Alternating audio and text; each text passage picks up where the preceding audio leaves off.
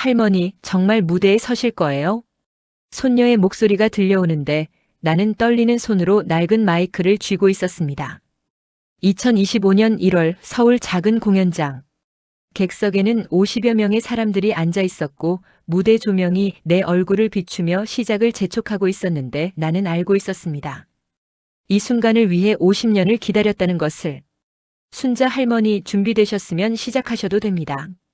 사회자의 말에 고개를 끄덕이며 눈을 감았습니다. 그리고 떠올렸습니다. 1973년 봄 명동 뒷골목에서 찢어버렸던 오디션 신청서를. 그날 오빠가 했던 말을. 그리고 지금까지 단 한 번도 남에게 들려준 적 없던 내 목소리를. 이제야 부를 수 있겠구나. 여러분 잠깐만 기다려주세요. 이 이야기를 끝까지 들으시면 여러분도 모르게 눈물이 날 겁니다.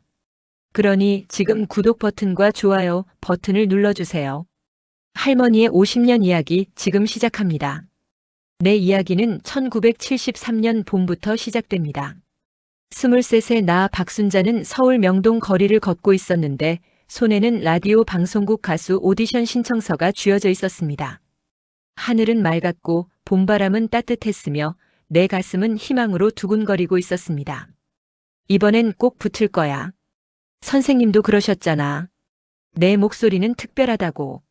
혼자 중얼거리며 걷는데 저 멀리서 오빠가 달려오는 게 보였습니다. 순자야. 거기서. 오빠의 얼굴은 붉게 상기되어 있었고 숨을 헐떡이며 내 앞을 막아섰습니다. 오빠 왜 그래? 나 지금 오디션 신청하러 가는 중이야. 그걸 못하게 하려고 왔다. 집에 가자. 오빠가 내 손목을 잡으려 하자 나는 뒤로 물러섰습니다. 왜? 왜 내가 노래하는 게 그렇게 싫어? 나 진짜 잘할 수 있어. 순자야 정신 차려. 우리 집이 지금 무슨 형편인데. 아버지가 쓰러지셔서 병원비가 얼마나 드는데. 내가 지금 가수한다고 돈이 당장 나와? 오빠의 말에 할 말이 없어졌습니다. 사실 알고 있었습니다. 우리 집 형편을. 아버지의 병세를. 오빠 혼자 공장에서 밤낮으로 일하며 가족을 먹여 살리고 있다는 것을. 그래도 오빠. 나는. 순자야 제발. 너만 믿는다. 다음 주부터 내가 양재 공장에 들어가야 해. 사장님이 널 받아주신다고 하셨어. 제발 이기적으로 굴지 마.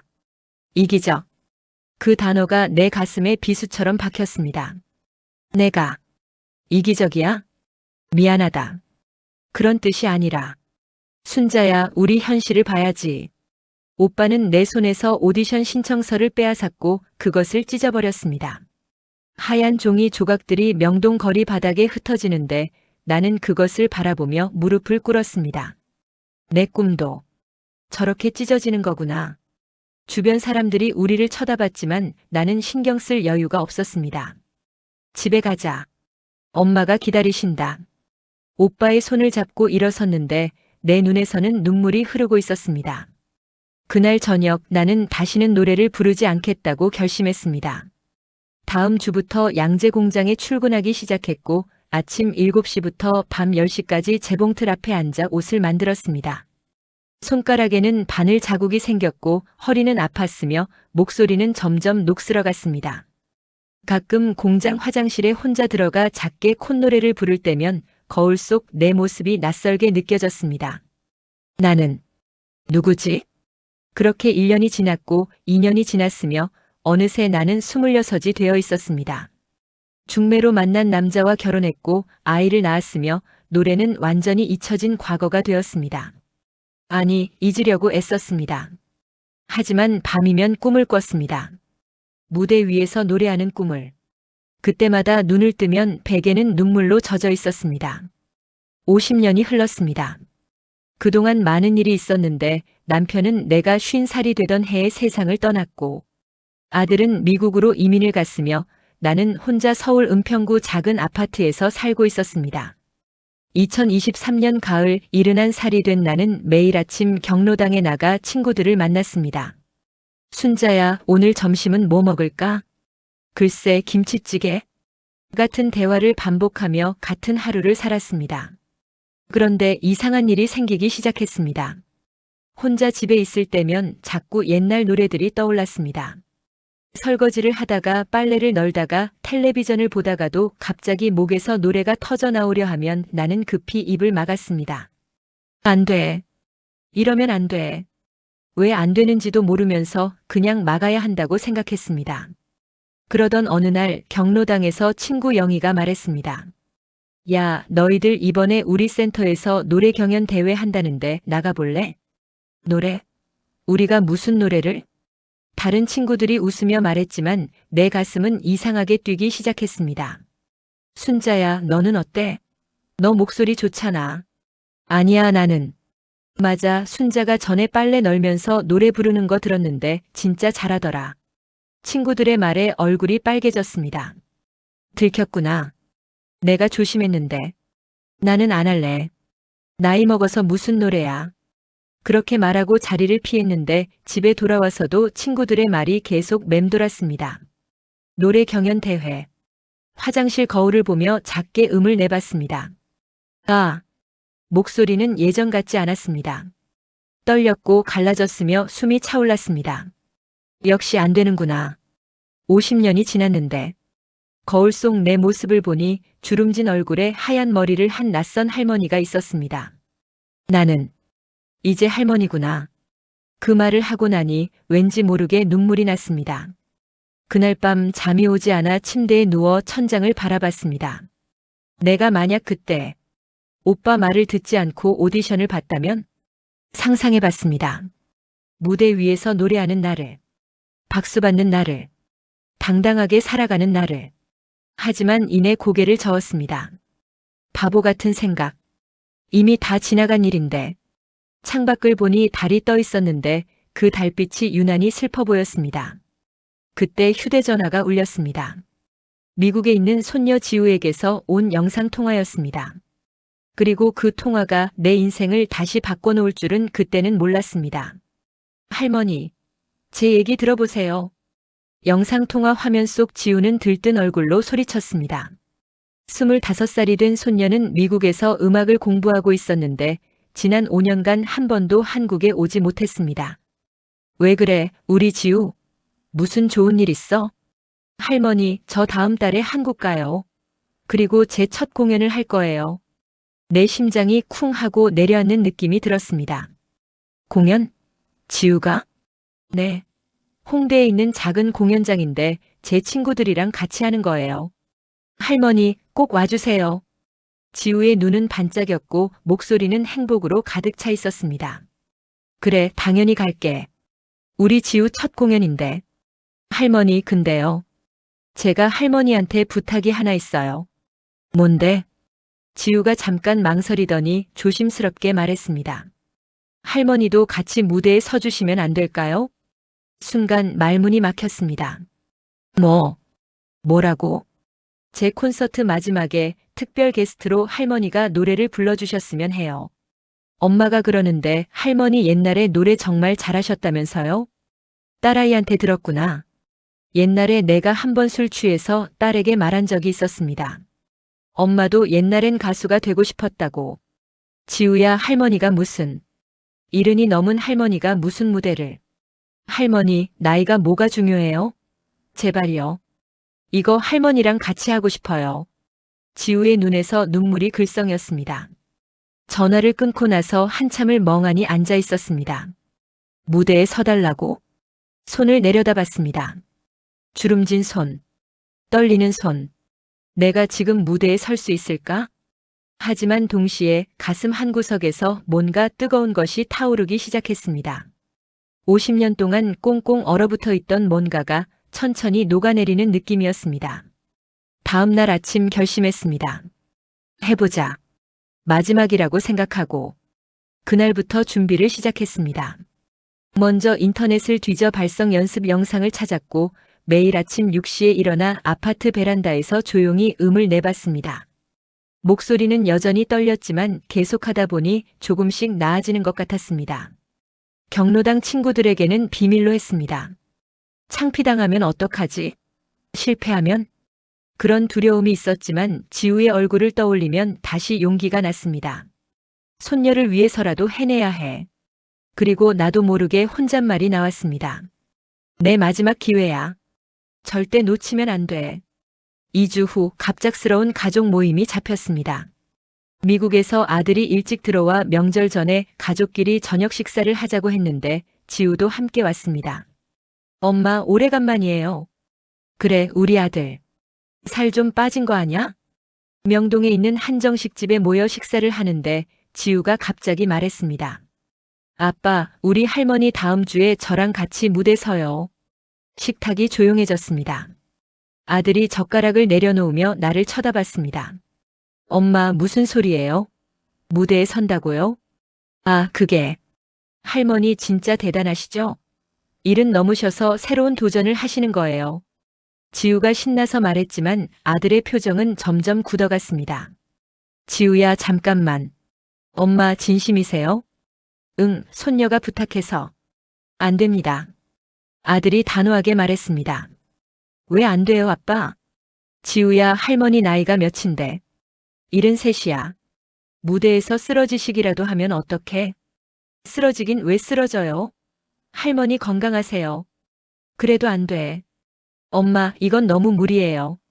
평생 노래 안 하시다가 갑자기 무대에 서시겠다고요? 사람들 앞에서 창피당하실 수도 있어요. 창피. 그 단어가 또 내 가슴을 찔렀습니다. 나는 창피당할까봐 못하는 거야? 내가 조용히 물었습니다. 엄마, 그런 뜻이 아니라 엄마를 걱정하는 거예요. 엄마가 상처받을까봐. 나는 상관없어. 엄마, 나는 하고 싶어. 한 번만이라도. 내 목소리가 떨렸지만 눈은 똑바로 아들을 바라봤습니다. 아들은 한숨을 쉬며 고개를 저었습니다. 엄마, 이해가 안 돼요. 왜 갑자기 이러세요? 평생 노래 안 하시다가. 평생 안 한 게 아니야. 평생. 참았던 거지. 그 말이 나오자 식탁은 다시 조용해졌습니다. 식사는 어색하게 끝났고 집에 돌아오는 길에 지우가 내 손을 꼭 잡았습니다. 할머니 미안해요. 제가 괜히 말을 꺼내서. 아니야, 지우야. 내 잘못이 아니야. 그래도 아빠가 반대하시는데 어떡해요? 괜찮아. 할머니가 알아서 할게. 지우를 택시에 태워보내고 혼자 아파트로 돌아왔습니다. 거울을 보니 피곤한 얼굴이 보였습니다. 내가 정말 할 수 있을까? 처음으로 의심이 들기 시작했습니다. 그리고 그날 밤 악몽을 꿨습니다. 무대 위에서 노래를 부르는데 목소리가 나오지 않고 사람들은 웃으며 손가락질을 하는 꿈을.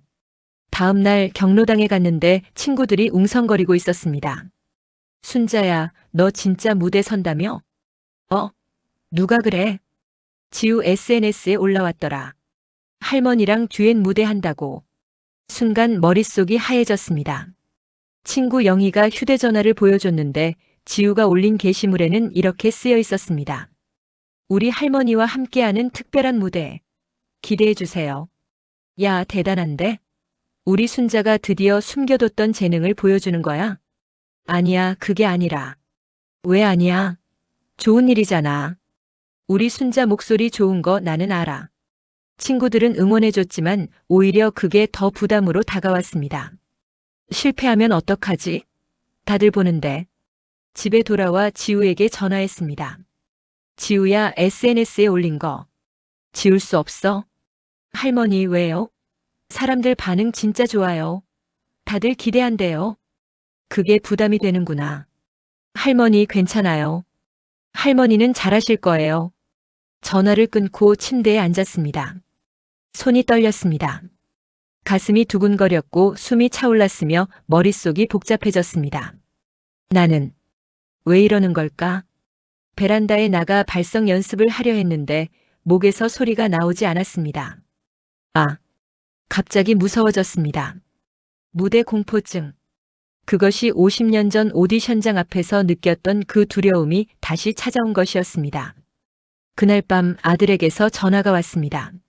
엄마 생각 좀 해보세요. 정말 하시려고요? 응. 엄마, 제가 왜 반대하는지 아세요? 엄마가 상처받을까봐 그래요. 평생 노래 못하신 게 아직도 한이 되시나 봐요. 그런데 이제 와서 무대에 서신다고 그게 풀리겠어요? 그냥 좋은 기억으로 간직하세요. 무대는 젊은 사람들이 하는 거예요. 전화를 끊고 눈물이 났습니다. 아들 말이 맞는 건지 내가 무리한 건지 알 수 없었습니다. 거울을 보니 눈물 흘리는 할머니가 있었습니다. 나는 뭘 하려고 했던 거지? 그날 밤은 잠을 한숨도 자지 못했습니다. 새벽 3시 침대에 누워 천장을 바라보는데 갑자기 1973년 그날이 떠올랐습니다. 오빠가 오디션 신청서를 찢던 날. 나는 그날 무릎을 꿇고 울었습니다. 그리고 다짐했습니다. 다시는 노래 안 할 거라고. 그런데 지금 나는 그때의 나한테 뭐라고 말할 수 있을까? 눈물이 또 흘렀습니다. 이번에는 멈출 수 없었습니다. 다음 날 아침 거울을 보니 눈이 퉁퉁 부어 있었습니다. 포기해야 하나? 그렇게 생각하며 휴대전화를 들었는데 지우에게서 문자가 와 있었습니다. 할머니, 저 어제 할머니 노래 연습하는 영상 찾았어요. 엄마가 옛날에 몰래 찍어둔 거래요. 할머니 목소리 정말 아름다워요. 자신감 가지세요. 영상이 첨부되어 있었습니다.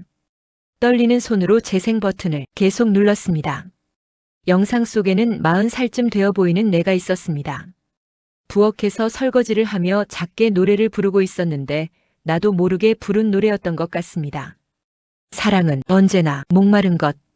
목소리는 떨렸지만 그 안에는 뭔가 간절한 것이 담겨 있었습니다.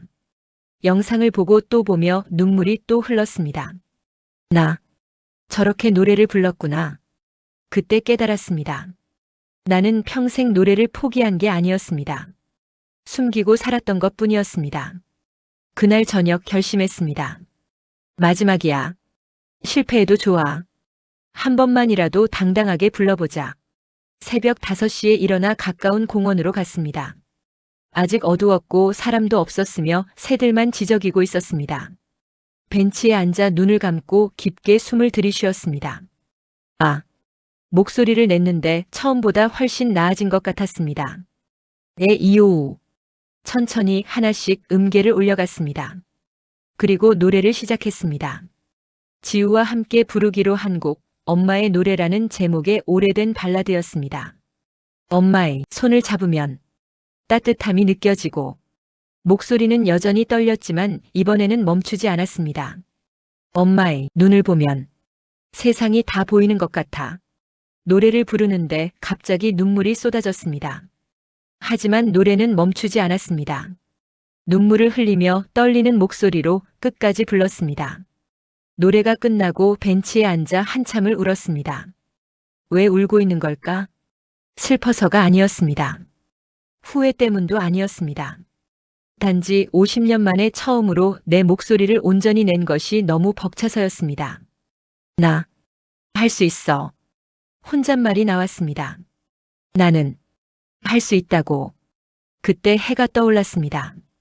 공원을 밝히는 아침 햇살이 내 얼굴을 비췄는데 그것이 마치 응원처럼 느껴졌습니다. 집으로 돌아오는 길에 지우에게 문자를 보냈습니다. 지우야, 할머니 할게. 꼭 무대에 설게. 드디어 그날이 왔습니다. 2025년 1월 15일 토요일 오후 7시. 홍대 앞 작은 공연장. 무대 뒤에서 대기하고 있는데 심장이 터질 것 같았습니다. 할머니 괜찮으세요? 지우가 내 손을 잡으며 물었습니다. 응, 괜찮아. 거짓말이었습니다. 전혀 괜찮지 않았습니다. 손은 땀으로 젖어 있었고 다리는 후들거렸으며 목소리는 나올 것 같지 않았습니다. 할머니, 제가 먼저 3곡 부르고 그 다음에 할머니랑 같이 할게요. 천천히 호흡하세요. 그래. 무대 막 사이로 객석을 보니 50명 정도의 사람들이 앉아 있었습니다. 대부분 젊은 사람들이었는데 그들이 나를 어떻게 볼까 생각하니 또 겁이 났습니다. 창피당하면 어떡하지? 그때 객석 뒷자리에 익숙한 얼굴이 보였습니다. 아들이었습니다. 그리고 며느리, 경로당 친구들, 이웃집 아줌마들 모두 와 있었습니다. 순자야, 화이팅! 영희가 손을 흔들었고 다른 친구들도 엄지를 치켜 세웠습니다. 아들과 눈이 마주쳤는데 그는 아무 말 없이 고개를 끄덕였습니다. 왔구나. 다들 나를 보러 왔어. 눈물이 날 것 같았지만 꼭 참았습니다. 자, 이제 우리 공연의 하이라이트입니다. 저의 특별한 게스트, 우리 할머니를 모시겠습니다. 지우의 말에 박수 소리가 터져 나왔습니다. 떨리는 다리로 무대에 올랐습니다. 조명이 내 얼굴을 비췄는데 너무 밝아서 아무것도 보이지 않았습니다. 마이크를 쥔 손이 떨렸고 입술이 바짝 말랐으며 목소리는 나올 것 같지 않았습니다. 할머니, 준비되셨어요? 지우가 옆에서 속삭였습니다. 고개를 끄덕였는데 사실은 전혀 준비되지 않았습니다. 음악이 시작되었습니다. 전주가 흐르는 동안 나는 눈을 감았습니다. 할 수 있어. 나는 할 수 있어. 눈을 뜨고 마이크를 입 가까이 가져갔습니다. 그리고 노래를 시작했습니다. 엄마의 손을. 목소리가 떨렸습니다. 음정도 흔들렸습니다. 하지만 멈추지 않았습니다. 잡으면 따뜻함이 느껴지고 객석이 조용해졌습니다. 사람들이 숨죽이며 듣고 있었는데 그것이 느껴졌습니다. 엄마의 눈을 보면 점점 목소리가 안정되기 시작했습니다.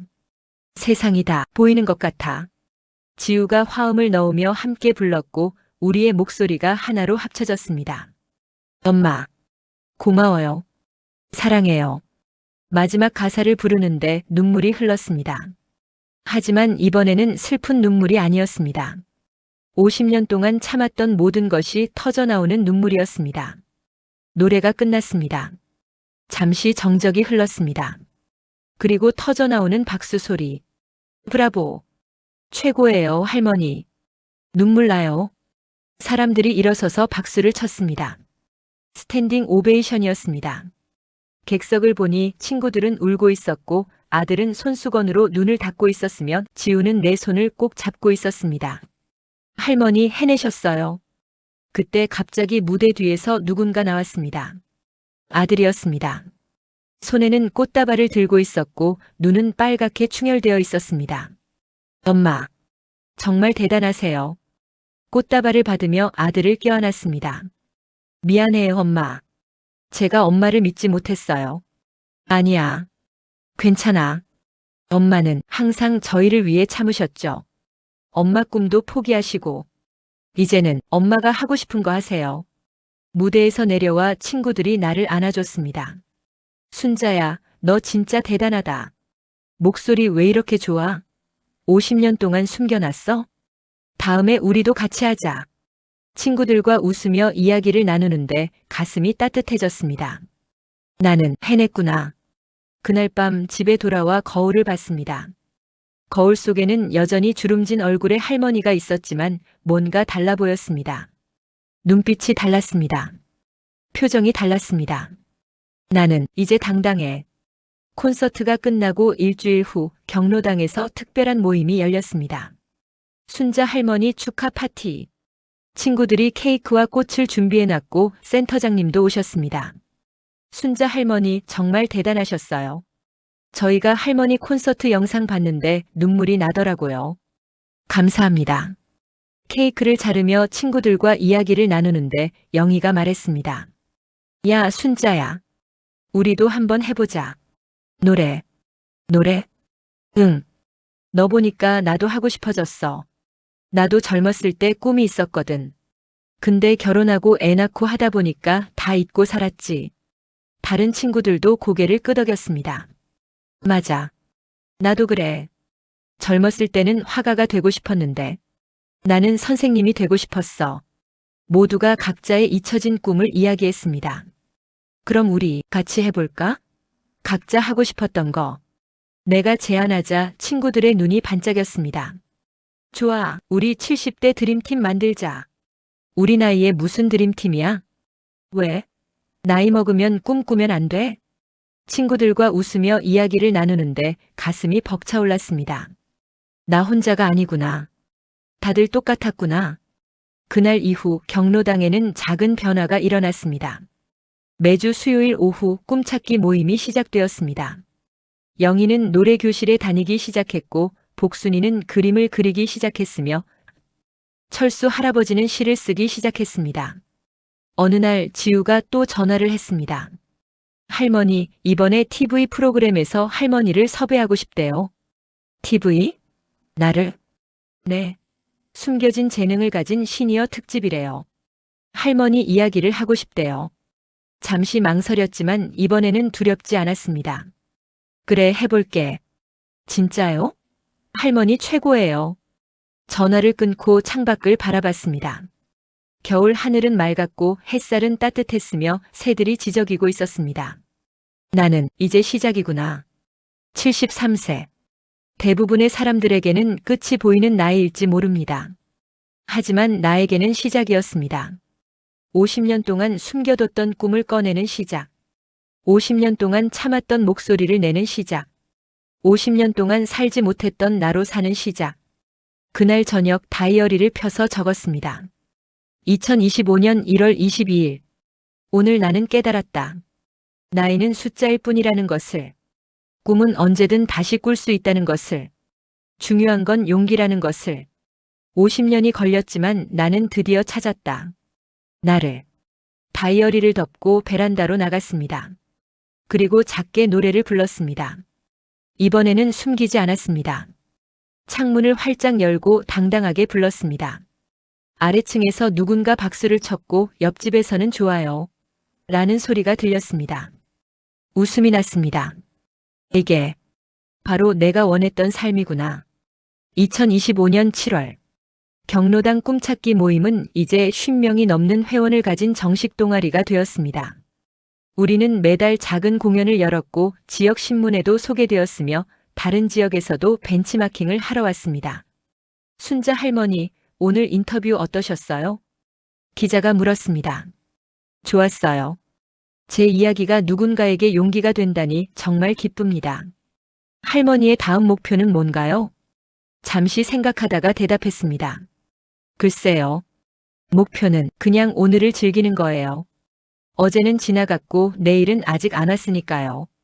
오늘 지금 이 순간을 최선을 다해 사는 거. 그게 제 목표예요.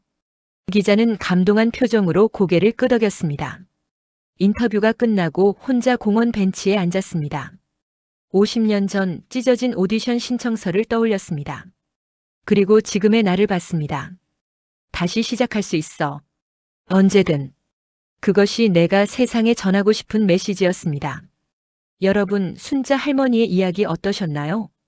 73세에 다시 시작한 꿈. 50년 동안 숨겨뒀던 목소리. 그리고 용기. 이 이야기를 듣고 계신 여러분 중에도 어쩌면 순자 할머니처럼 숨겨둔 꿈이 있으실지 모릅니다. 젊었을 때 포기했던 것. 가족을 위해 참았던 것. 언젠가 하려고 했지만 못했던 것. 나이는 정말 숫자일 뿐입니다.